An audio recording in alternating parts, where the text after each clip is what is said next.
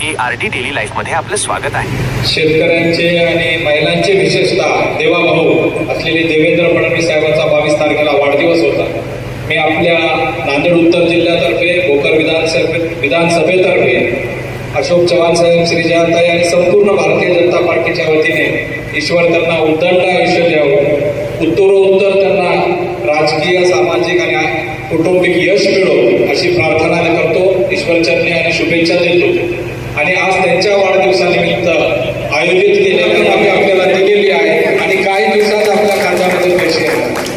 ज्यांना शेतीचं काहीच कळत नाही आपण म्हणून विरोधकांनी हिणवलं, पण याच माणसांनी 48,000 कोटी म्हणजे महाराष्ट्राचा अर्थसंकल्प वर्षभर सरकार चालवायला तर 1 लाख रुपये 1 लाख कोटी लागत असतील तर त्याचे अर्ध्या वर्षाचे महाराष्ट्र चलवून येतील एवढे अर्धे पैसे 48,000 कोटीची वीज बिल माफीची घोषणा केली आणि त्याचा थेट फायदा शेतीवर तर होणारच आहे।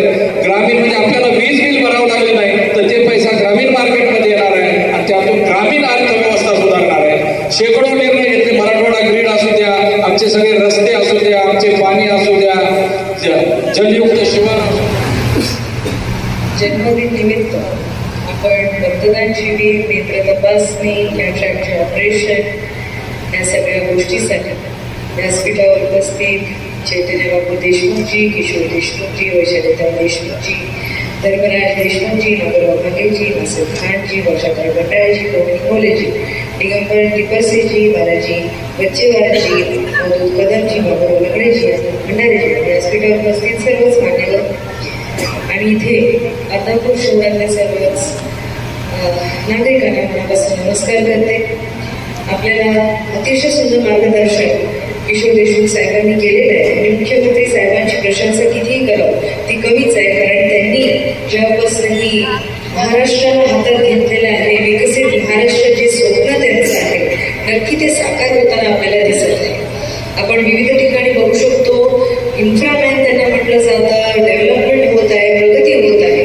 नांदेड जिल्ह्याला सुद्धा खूप मोठी गुंतवणूक 4,500 कोटीची गुंतवणूक मुख्यमंत्री साहेबांनी आमच्या बजेट सेशनमध्ये त्यांनी जाहीर केली, त्यामुळे त्यांचे मनापासून आभार मानायलाच पाहिजे।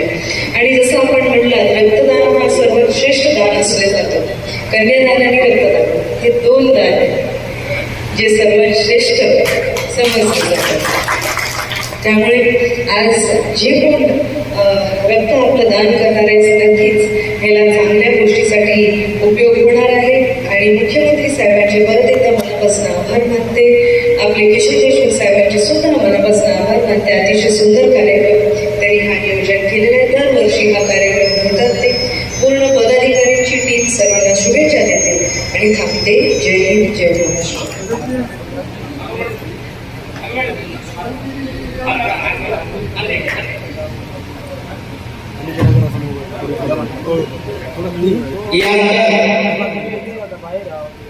शेवटचा कार्यक्रम ऋणनिवेशाचा, तर मी आजच्या कार्यक्रमात भारतीय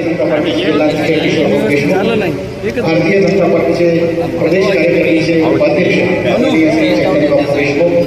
बालाजीराव बच्चेवार साहेब, सन्माननीय श्री धर्मराजी देशमुख साहेब, बाबूरावजी लगडे, सचिनजी कल्याणकर व सर्वच उपस्थित या कार्यक्रमासाठी आलेल्या भारतीय जनता पार्टीचे पदाधिकारी, सन्माननीय दिगंबररावजी टिपरसे, सर्वच कार्यकर्त्यांचं मी मनापासून या ठिकाणी आभार व्यक्त करतो आणि सर्वांना विनंती करतो की आपण जास्तीत जास्त रक्तदान करून जावं आणि या ठिकाणी जे लाभार्थी मंडळी, जे रुग्ण मंडळी आलेली आहे त्यांनाही विनंती करतो की आपण या शिबिराचा लाभ घेऊन जावं।